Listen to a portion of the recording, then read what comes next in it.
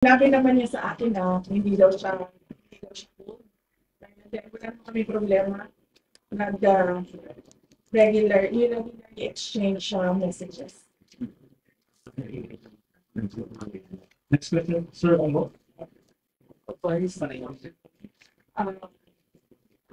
the volume is sa mga